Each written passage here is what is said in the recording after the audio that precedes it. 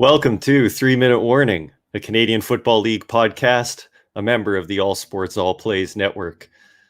My name is Dallas Bergen. You can find me on Twitter at CFL Fans Toronto, and I'm with my co-host at PigskinPunk13, Bill Beer. Bill's an American football fan who's gone all in on the CFL, and I'm a longtime CFL fan, and together we're sharing our passion for the league in an effort to draw new fans to the CFL. It's a great game, and we want you to check it out. All games are available on ESPN Plus in the United States and on TSN in Canada. So welcome to episode 4 of the 3 Minute Warning. How's it going tonight, Bill? Oh, it's going great. Going great. We had a Wednesday night game. That kind of put us into a different, our podcast usually is released on Wednesday night. What is the CFL doing to us? Seriously, Wednesday nights?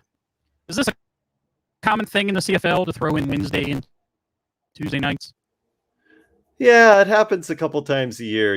Having a 9-team league makes scheduling a little bit challenging, even with the bye weeks. And so occasionally we've got a few Wednesday night games throughout the year, and even a Tuesday night next week. And there was also some scheduling due to COVID-19. So we've got a jam-packed week coming up with some midweek games as well. So yeah, it's not a regular, consistent schedule all the time in the CFL. So here we are at halftime.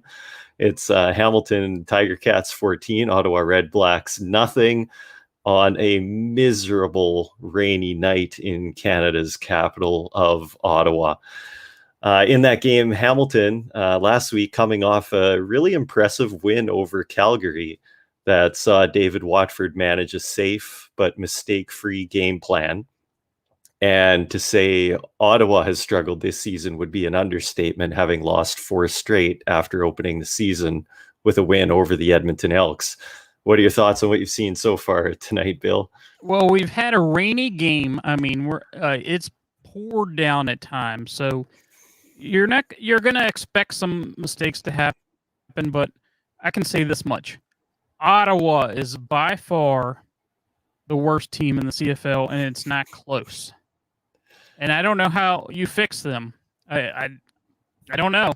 This season, I don't know if they're fixable. Do you think bringing in a quarterback would help that team somehow? I mean, we're into week 7, and I mean, we're halfway through the season or more. How do you fix that team for this season? Is there any way?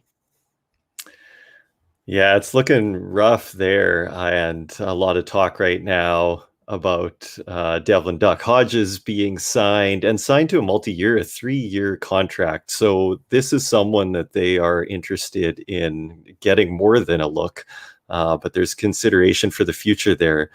But, we've seen a lot of a lot of quarterbacks come up to the Canadian Football League, and lots of them, it just never pans out. And the ones that do have success, it quite often takes quite a bit of time. It is a different game, different number of players on the field, different sized field. So learning that CFL game and the CFL offense and everything else can take some time. So those issues right now for Ottawa, I mean, they've made some personnel changes. They've brought in a veteran receiver in Kenny Stafford, hopefully to ignite things a little bit. That resulted in some shuffling of the other receivers, with Nate Bahar moving to the wideout position, and Daniel Peterman, who's been in some ways one of their more reliable receivers, being bumped into a backup role. But I think you need to try things. Having Devontae Dedmon back tonight might give them a spark as a great return specialist and somebody who can do things when he gets a ball in his hands on offense as well. Yeah, absolutely. I don't know. And we go into the Ticats team a little bit, and you have David Watford coming off his second start. And I do believe, I don't know what his depth of target is, but I bet that his average is 5 yards or less, because a lot of those throws are like at or behind the line of scrimmage, almost like a screen pass. He's not going down the field, but that might be the stance they're taking with him is not going down the field, making the safe completions, not turning the ball over, running the ball, and they've been successful. I mean, tonight it's hard to say, "Hey, you're going to have a 300-yard passing game in the pouring down rain." It just doesn't usually happen that way. But they did make some plays. Ackland had a long pass that he caught, and he took it down the sideline, and that's how they scored their touchdown. Watford actually threw a touchdown, so that's how they got in. But there's not been a whole lot of offense in this game, and Ottawa has struggled for sure. Yeah, we're here really trying to sell the CFL, and we're getting a bit of a dud tonight, partly weather and partly because these teams are just having trouble at the quarterback position. Hamilton with injuries to two starting quality quarterbacks in Dane Evans and Jeremiah Masoli. And then the Ottawa Red Blacks, who've just had a tough go. Matt Nichols is no longer the starter there. And Dominic Davis has had opportunities before to be a starter and has been okay, has been a serviceable quarterback. So I think these next few games are his kind of last shot to really grab control of the reins. And if he isn't, then you might see a great number of quarterbacks playing games for Ottawa down the stretch as they look beyond this season. But for Hamilton, I think, that was a surprising win last week over Calgary. And David Watford threw only 2 passes longer than 4 yards. And yet he went 19 of 22 for, 160 yards or something like that. Mistake-free football, no turnovers, no interceptions. And the Hamilton Tiger Cats are a team that can play this kind of conservative and safe offense because they have a great team on all phases of the ball, and their defense can win them games. And so Watford is on his way to doing the same thing he did last week, except a little better. He's got 100 yards in the first half tonight instead of about 70 like he did last week. And his players are coming through. That was a great dance down the sideline by Jalen Ackland. And then on that touchdown, Stephen Dunbar Jr. makes a nice turn back inside, and he's got 4 linemen opening the door to the end zone for him. And so good teams can make big plays out of small plays, and Watford's doing exactly what they've asked of him. Yes, absolutely. And we're talking about a team that's down their top 2 receivers. Yeah, that's right. And maybe even 3, Devere Posey's a player hasn't played for them yet, but who's been 1,000-yard receiver in this league. And so it's remarkable the injuries that they have with Banks and Addison and Posey. Because they could have easily struggled and lost last week's game and this week's game. I mean, you never know when you're playing on somebody else's home turf. It's really hard to come into some of these CFL stadiums and win on the road. So yeah. Do you want to get into the games of this past weekend? Yeah. Let's maybe, since we talked a little bit about Calgary Hamilton, we'll just get into that and cover the other ones quickly. And then we can look at what's up ahead in our CFL fantasy studs and duds. Yes. But we already mentioned the aforementioned game between Hamilton and Calgary. That was Hamilton's first win over Calgary in 10 years and 17 contests, I think. And very few people picked Hamilton to win that game last week, partly because Watford was starting and Calgary had bounced back in the game 2 of the Alberta Labor Day Classic against the Elks. And people were really thinking Calgary was going to be able to win that game. As mentioned, Watford went 19 of 22, just a short passing game, lots of dumps and screens, and just checking down, playing safe, and then using his legs to make plays as well. And that was enough to win that game. Absolutely. And this is kind of crazy stat I'm going to bring up here. They had 43% passing in that game versus run. That's extremely low for the CFL. It sure is. That's extremely low. Would it surprise you if a team did that all year and made a run? 43% passing. I can't imagine that would be the case. Yeah, that's an incredible number. Wow. Yeah. So I wanted to bring up a couple things from this game that stood out to me. And one is the special teams of Calgary. They had two, and in the NFL, they call it muffed punts. I don't know what they call it in the CFL. They both look like they bounced off the punt returner's face mask, and it was recovered by, the Ticats. But I don't know if it was the lighting or what that that they struggled with. And then the other thing that I wanted to point out is Bo. Bo was struggling as he's been the last few games. He's just not back. He apparently Bo does not know Hamilton, so that's my Bo Jackson reference. No, and Jake Meyer got in the game for the last drive, and he was 9 for 9, 80 yards and 1 touchdown. It almost felt like, to me, it was a showcase to, okay, here's Jake Meyer. Anybody interested in Jake Meyer? I mean, it was a thought. I don't know if that's what they were doing or just basic mop-up duty, but he's looked pretty good. Yeah, he sure has.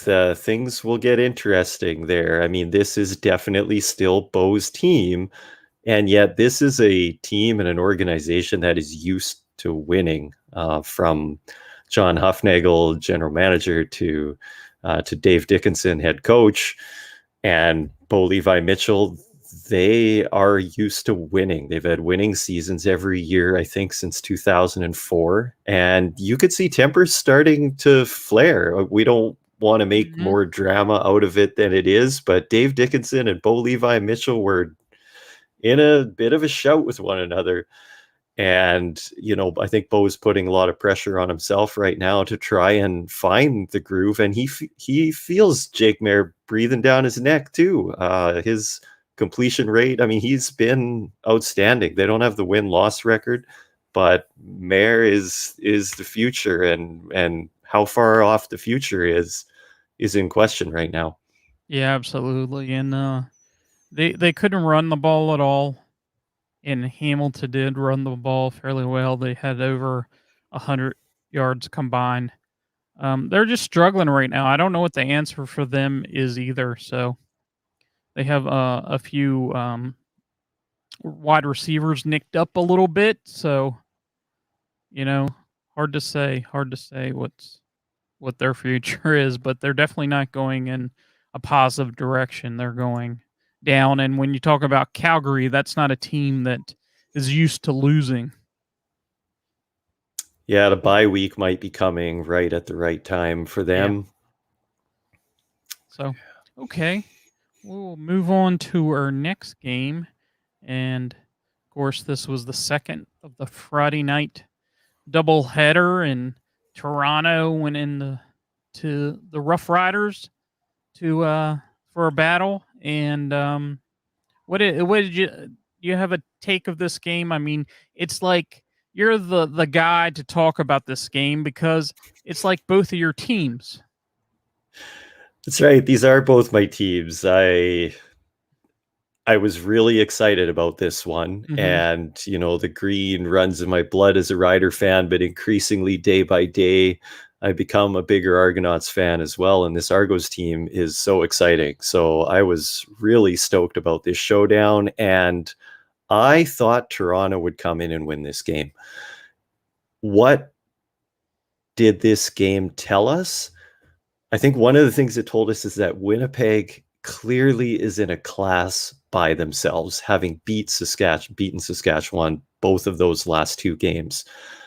They made Saskatchewan look not very good, but the Riders were able to come out at home and put on a performance and bring it together. And Toronto the tackling was atrocious.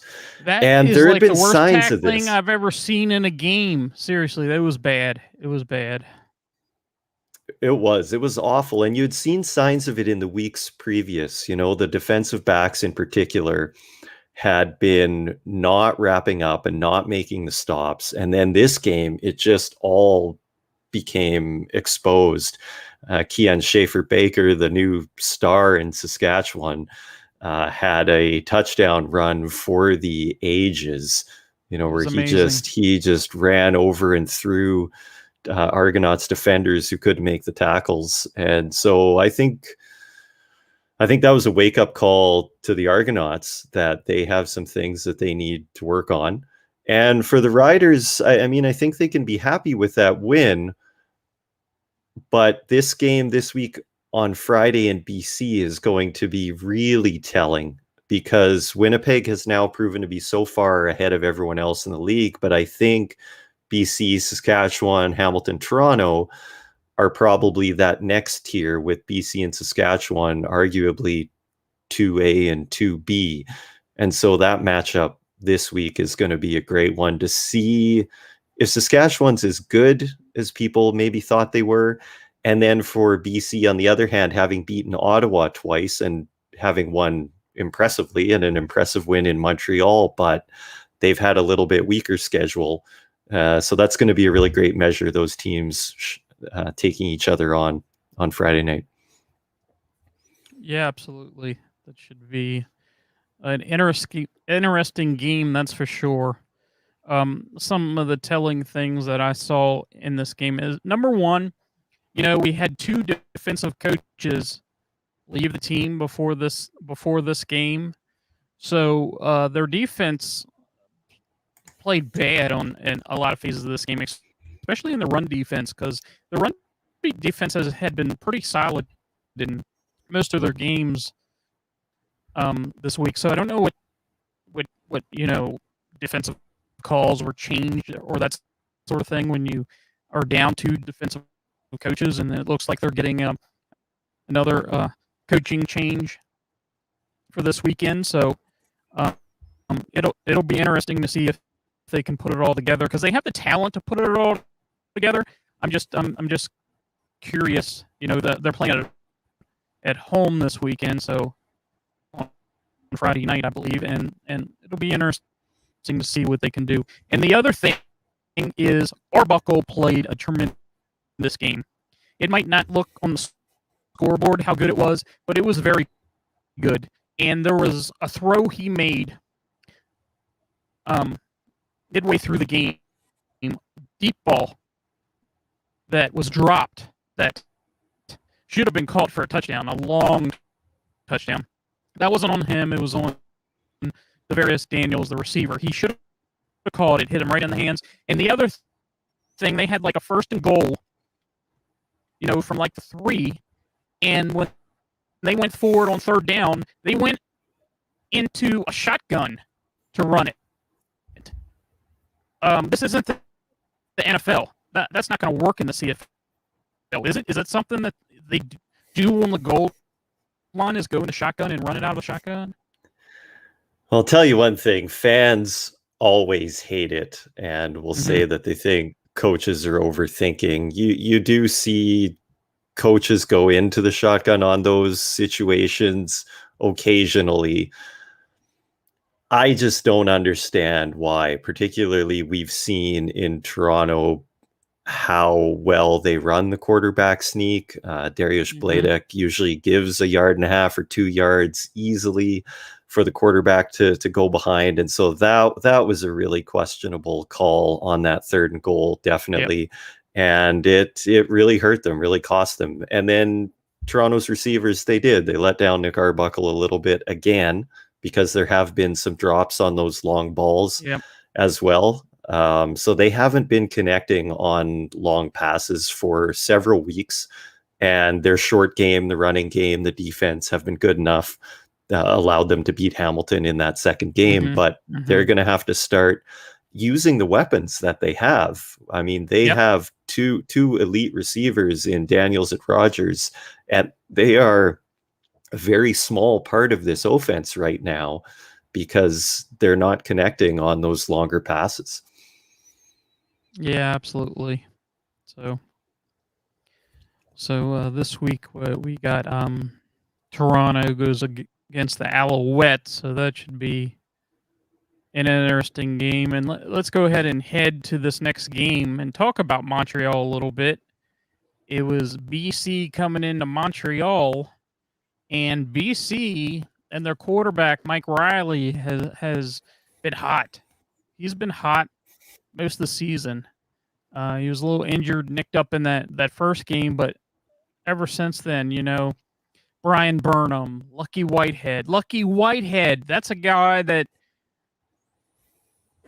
is taking CFL. I'm not going to say by storm because I haven't watched the league the last few years, but it seems like this guy came from, what was it, Winnipeg? He came from Winnipeg, and he's just making plays all over the field. Yeah, it's been so exciting to see Lucky Whitehead and with Michael Riley, that connection. And Brian Burnham is still, the one of the elite receivers in this league, but to see that connection that Riley now has with Whitehead as well, that BC has found a way to use his skill set to the max, which they weren't really doing in Winnipeg. He had a good season. I think he's already surpassed his receiving yardage with BC that he had in a almost full season with Winnipeg. And so that BC team looks really good, and Lucky Whitehead's a huge part of that. Having a player that fast, I think there are a lot of teams that are struggling right now to make big plays. We see a lot of short passing game from Saskatchewan and Toronto and Winnipeg and these teams, and right now Hamilton. And BC's looking great because they're hitting the end zone on 40, 50, 60-yard touchdown passes and longer. And I thought it's just so many great touchdowns. And when you can stretch a defense like that and you can get a secondary to need to give extra attention to someone with the speed of Whitehead, it opens everything up for everybody else and underneath. And so BC's looking like a really, really solid team. I think their defense needs some credit too. Maybe it's partly because they play so late at night quite often, but they're just not getting the press from other teams in the league too. Maybe it's been the schedule they've had as well. But Gary Peters and TJ Lee on their boundary secondary, cornerback and halfback, might be the best boundary duo in the CFL right now. They are shutting receivers down. And so, yeah, watch them. BC's looking good. It's going to be a great game on Friday. And you will never see a better play than the 70-yard touchdown between Mike Riley and Lucky Whitehead, hitting him in stride. And I mean, it's the perfect, footwork Mike Riley had on that play and the perfect ball placement. It's just hitting him in stride. It was a thing of beauty. And that was the best play, deep ball play that I've seen this year. Just the way it developed and everything. So I'm really enjoying watching them. That's a team that kind of stands out. And they didn't even use Brian Burnham too much. He only had 3 receptions for 32 yards, and they didn't need him. But, Montreal was in this game for a while. They were absolutely in this game. They just could not convert to touchdowns. It was all field goals. I think it was 6 field goals by David Coyote. They just couldn't convert. Vernon Adams is back to, he has a great game, and then he goes to kind of struggling a little bit. He I don't know if that has anything to do. Their coach was out with COVID, so I don't know if that had something to do with it or what exactly. But what was your take on Montreal struggling a little bit here?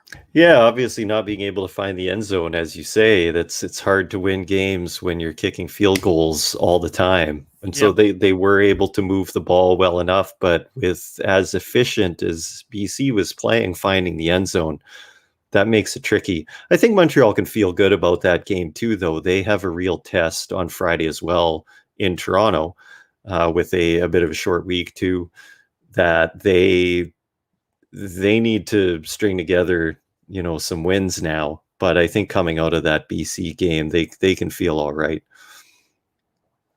Yeah, absolutely. I agree with that.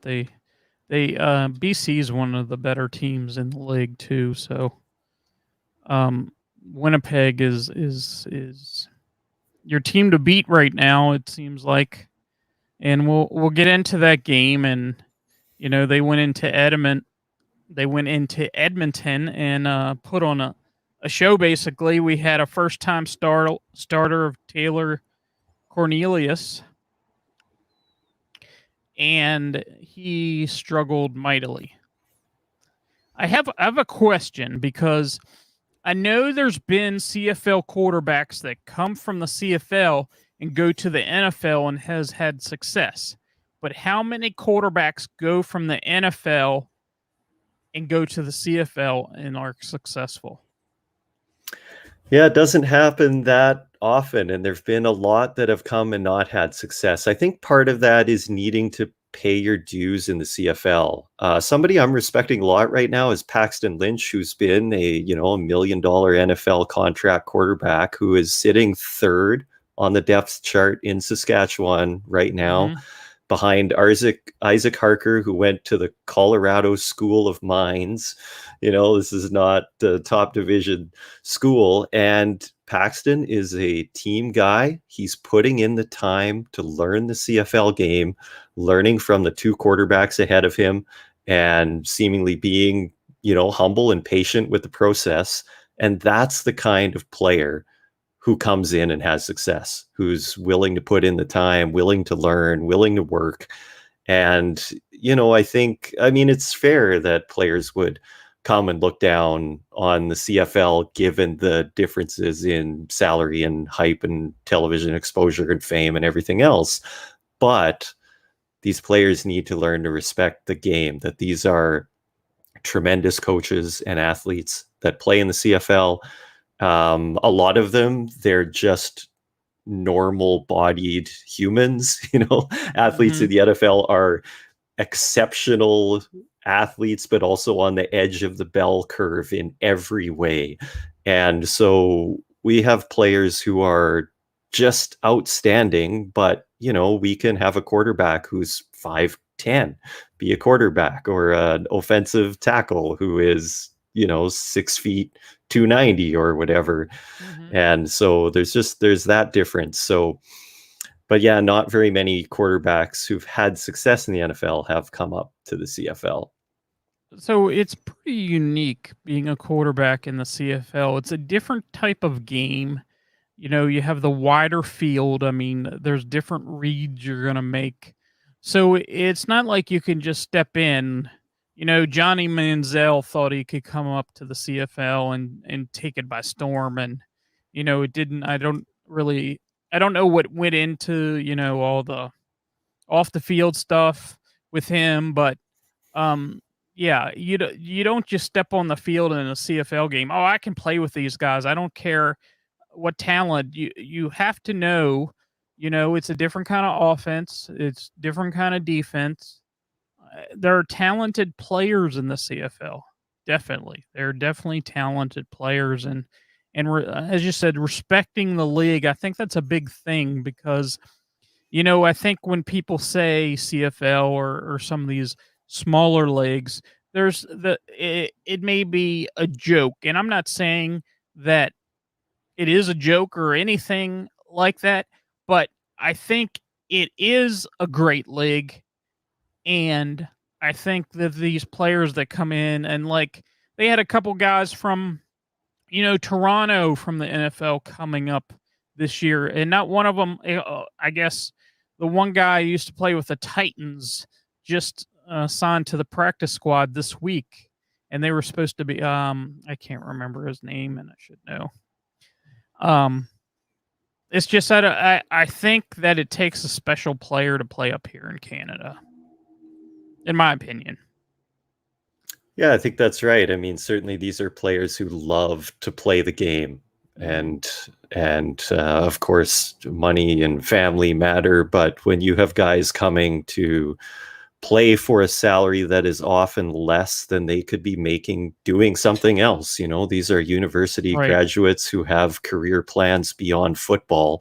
Mm-hmm. And so quite often players in the CFL are making less money than they could elsewhere because they love to play football and they want to win championships. Yep. So I think that's one of the requirements.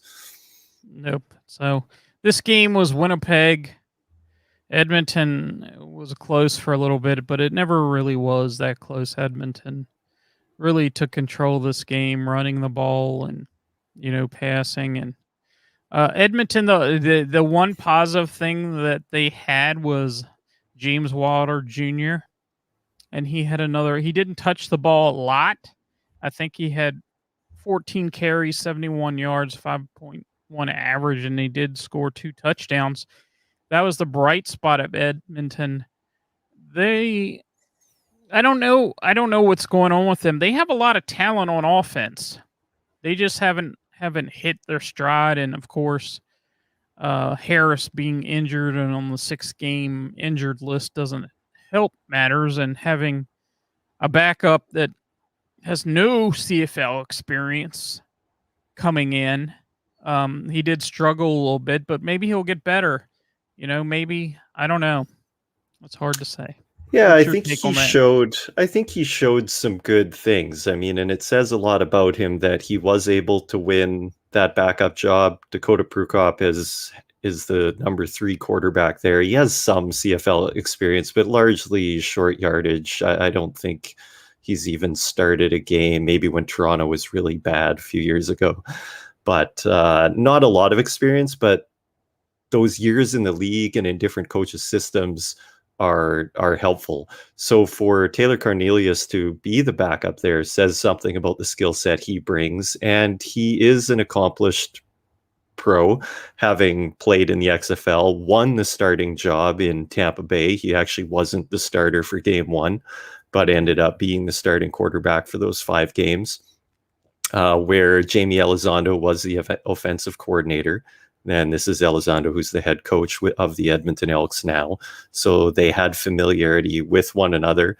And I think it'll be interesting to see if Cornelius can improve his game. He had a couple of catastrophic mistakes that cost them the game, probably, with an interception deep in his own end, and then a fumble on his 2-yard line that turned into a touchdown as well. Yeah, that was an awful play. I mean, he should have just scrambled a little bit and threw it out of bounds, but yeah, he was trying to make a play and it fumbled, and that turned into a big hill touchdown. So yeah, it did have some ugly looking plays though. So so it'll be interesting to see what happens next, because I imagine it'll be him again, and we'll see. Yep, absolutely. So do you want to preview some of the games that are coming this week? Yeah, we've talked about them a little bit, but we can name them. So this is an odd week in the CFL right now, week 8, where we're halfway through one game, 14 nothing. It's actually, I got an update for you. It's 21. Oh, that's great. Oh, yeah. There we go. An interception return for a touchdown. Oh, wow. All right. So not looking good for Dominic Davis then. Yeah. J-Roll, 87-yard return for a touchdown. Jamal Roll, he's playing. There's another boundary corner who's doing a great job as well. So there we go, 21-0 for Hamilton in that game. And then we've got another doubleheader Friday this week. Oh, yeah. So Montreal is in Toronto, as mentioned, and then Saskatchewan at BC in the second game. And yeah, that's a big game here in Toronto. I think Toronto's going to want to bounce back from that disappointing loss in Saskatchewan and see if they can get that offense clicking a little more and clean up those tackles on defense. They're really, really suffering with injuries right now. They have some long-term ones as well, but just nagging kind of middle of the season injuries. But they lost Cam Judge for, I'm not sure they've said yet, but there was worry worries that it was an Achilles injury and he has Right. not practiced. And Enoch Mwamba has not practiced this week yet either with a hamstring injury. I think he is quite doubtful. Now, we've talked about their linebacking depth in previous weeks. They will have two veterans starting in those two positions in Dexter McCoyle and Vontae Diggs, which is not much of a drop off. Those are two great Yeah, they're linebackers. But one of the things it does, and this is one of the peculiarities of the CFL, is Enoch Mwamba and Judge are both Canadian players, so they meet that Canadian player ratio that is required. So you might look for some shuffling elsewhere in the Argonauts starting lineup. I imagine they might start Arjun Koloon, a Canadian who started in 2019 on the corner, and that's going to move some things around a little bit. Treston Deku may move inside, but that's to be determined. We'll look for the depth charts tomorrow. So there are implications with those injuries, even though there are some good players coming in to take that place. Yeah, absolutely. And this has a potential to be, Montreal Toronto has potential to be like a shootout. I mean, both these games, they're both good matchups. That could be some interesting games. I don't think we'll get like what we had tonight. I think the good games. I'm looking forward to them, and I hope. I'm a fan of Toronto, but I'd like to see, Vernon Adams play well. I'd like to see a good game. I'd like to see the Stars play well. I'd like to see Toronto win, but I'd like to see, and yeah, I think it's going to be an exciting Friday night. I agree. These are two really big games, I think, because these teams are all maybe not quite tied, but I think there's uncertainty as to which of these teams playing one another are better than the other. With Saskatchewan and BC both at 4-2 and having that showdown in BC. And then Toronto is 3-3 and the Alouettes are 2-3.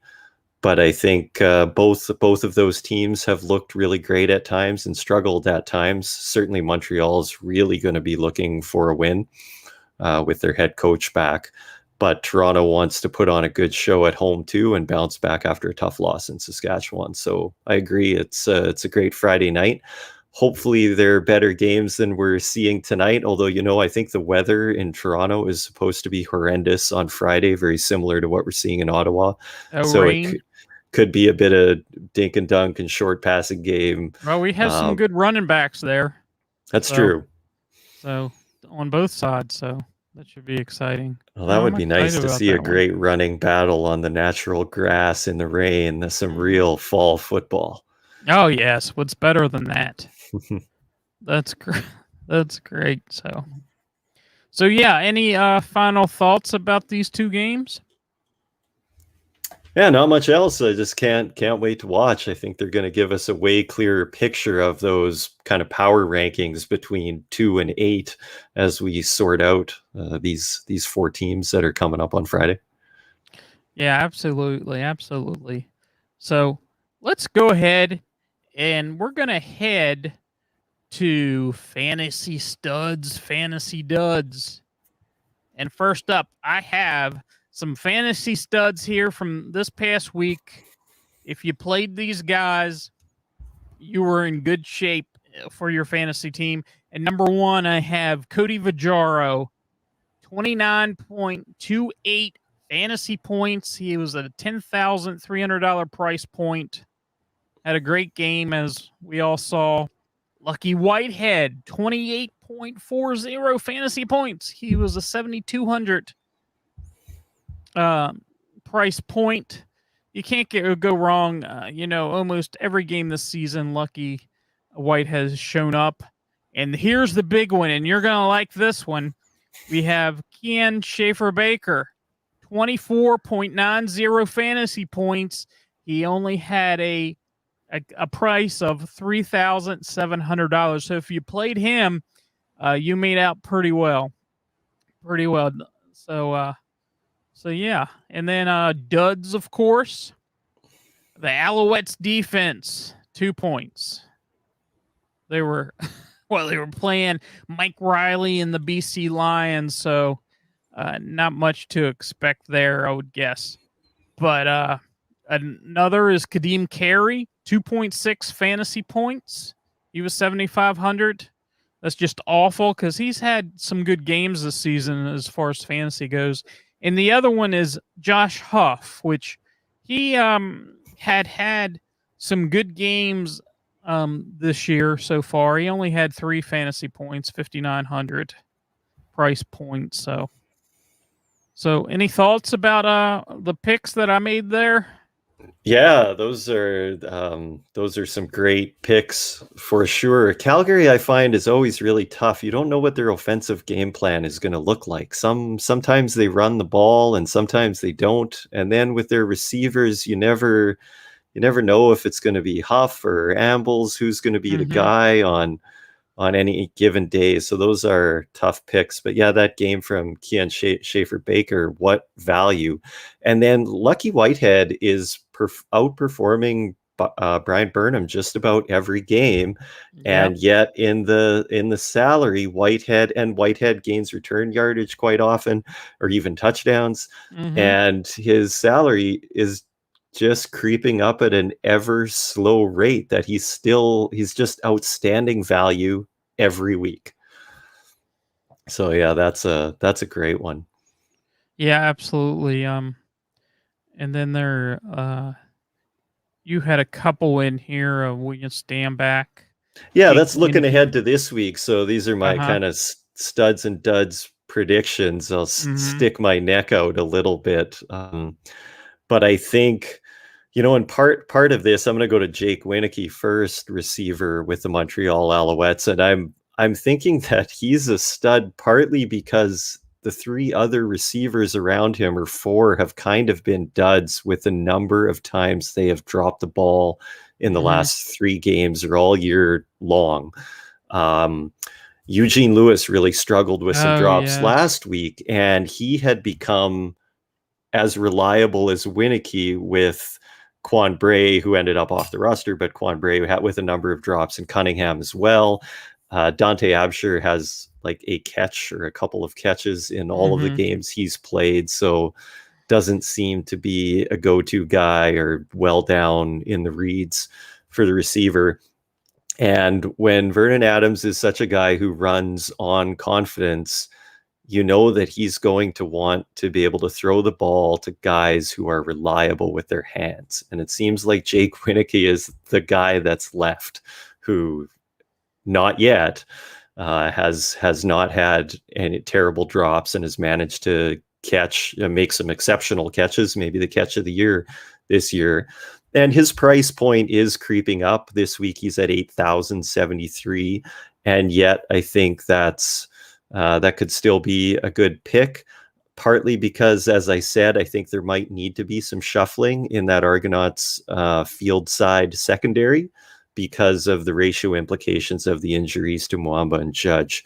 So I like Wieneke, and then I like Stanback for the same reason. You're losing probably the best run-stopping middle linebacker in the CFL in Enoch Mwamba in Toronto, and Judge is also an outstanding run stopper. As mentioned, the 2 Diggs and McCoyle are great, and yet you'd have to think with all those personnel shifts due to injuries that Stanback might have a game. Plus, it might be an ugly night with rain, so I think Stanback's a great price there. And he's at 8,005. Sometimes we see these running backs closer to 10,000. So I think Stanback and Wieneke for Montreal are both studs. And that's not saying that I think Montreal is even going to win that game, but I think there's great potential for those 2 players. Absolutely. And duds this week, I'm going to pick an Argonaut from that game as well, Tavares Daniels, who you noted the drop last week. I think there are a few things coming into play with this one. First of all, Arbuckle quite often is looking to the wide side of the field, and prefers interior receivers very clearly. Tavares Daniels started at the highest salary in week 1 with Bryant Burnham and Greg Ellingson, as a $10,000 receiver. And week by week, as Daniels continues to catch a couple balls a game, his salary keeps dropping. But I still think that's a dud. And another reason I think that is because Taekwon Glass, who is Montreal's corner, had 0 passes attempted against him playing the boundary corner in BC. And so I don't know where Whitehead's 6 or 7 catches for over 100 yards came from, but they weren't against Taekwon Glass. 0 catches on 0 attempts. And he would be lining up against Daniels. So I think that's another reason Daniels is a dud. And then our game tonight, Daniel Peterman, who's been bumped to a backup role in the receiving core in Ottawa. He's quite often a good value pick. Not a huge point getter, but usually good for a good number of catches, as he's a second down conversion kind of guy, but has fallen into a backup role. So those are my picks for this week. And actually, your pick of Daniel Peterman you're spot on at the moment, because he doesn't have anything, no targets or anything. So that's a pretty spot on. So how did you do in your fantasy lineup this week? Did you this past week it wasn't great. In the various groups I'm in, it was kind of middle of the pack. I did awful. I think this is an example of, don't do what I say, don't do as I do type of thing, because I tried to do some different things to put higher price guys in skill positions, and I went a little low on the quarterback. I probably went a little too low, because I started Taylor Cornelius, which had 6 fantasy points. Oh yeah, bad idea. Too. I did have James Wilder, DJ Foster in there. I stuck in Chandler Worthy. He had 9.6 fantasy points, and they need to get him the ball more. Toronto, he's a weapon. He's definitely totally right. And then I started Lamar Durant, who has a big nothing. And I don't know if he was injured or what for the BC Lions, but yeah, that was bad. And then Toronto was my defense, which that was bad. Bad picks this week. Yeah, I'm with you. I had 2 excellent picks in Whitehead and Wilder. You probably had those too, and then the rest were duds for me. I thought Curly Gittens might have a game against Saskatchewan. He'd been more and more a part of the offense in the previous weeks, and I thought he'd get lots of looks. He had 1 catch for 6 yards. I also took Taylor Cornelius, big 6 points with those 3 interceptions. And I had taken Jamal Morrow as a value pick with Saskatchewan. Just didn't. I mean, part of that was assuming he'd be returning a lot of kickoffs, because Toronto would be scoring points, and Toronto didn't score very many points. So it wasn't a great week last week. No. That's right. And I tell you what's really difficult that I've found is, on the CFL.ca fantasy, they have 2 running back spots. And if you go to DraftKings, they have 1 running back spot. It's hard to pick 2 running backs, because there's not a ton of running backs that are going to actually get yardage in the CFL. And the better ones are at the higher salary. And you almost have to pick, 1 half decent one, and then try your luck on a lower one to get any decent wide receivers in there. So that's been the challenge for me is I usually pick 1 decent running back and then somebody else and see how that goes. But that's been a challenge, because, a few of these teams have a single rusher that they get all the rushes and they get all the yards. But there are a couple that BC, namely, is a team that hasn't ran the ball great, and they haven't used the same guy. It's like multiple people. I mean, their leading rusher might be 30 some yards. I don't know what it was this past week, but yeah, that's been a challenge. That is really tough with the CFL fantasy and the two running backs. You're absolutely right because you can't take two of Wilder, Harris, and Stanback because that's going to cost you over 20,000. And then if you want, Riley and Burnham as well. So yeah, I really have to look. And that second running back pick is really tricky. There have been times when I've left that spot open just Yeah. because feels better. I will either leave the second running back spot open, or sometimes I'll leave the defense spot open because, as we both suffered Oh, last week, we had I 2 didn't even points from think about a that. defense. And did you know that defenses can get negative points as well if they're really bad? Which has happened to me before too. And once that Oh, happens, you never I want to take a imagine. defense again. I imagine if you put like 40 or 50 up on a defense, they're not going to score too many points. So, Yeah, and yet you can hit a home run with the defense too. I think it was yep. BC Ottawa a few weeks ago. BC defense had 24 points or something like that. So defenses are tough to pick too, and that second running back slot. Those are tricky. No, when I was building my lineup with the first game of the season, I go in there and I'm familiar with some of the guys, but I haven't watched them play per se before live. And they had, who was it? Brandon Banks was in there, $14,000. I said, oh, he must be good.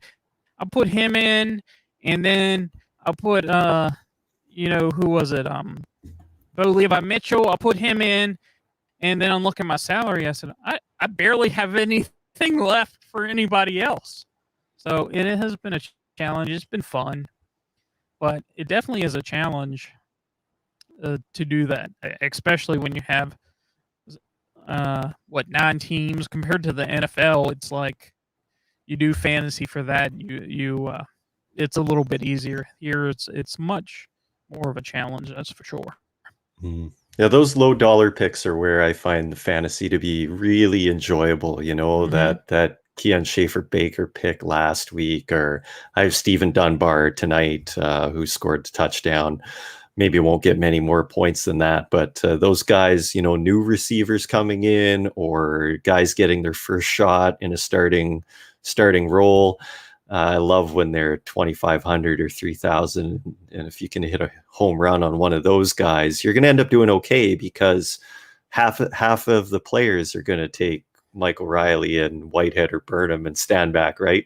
Oh, right. So those secondary picks at that lower dollar amount, those are the ones that really make or break, and that's fun trying to figure out who are going to be the good ones. And I've never thought of the strategy of leaving one spot open and like filling better players in the other spot. So that's an interesting strategy, I have to say, because I would always fill, all my spots, but yeah, that is interesting.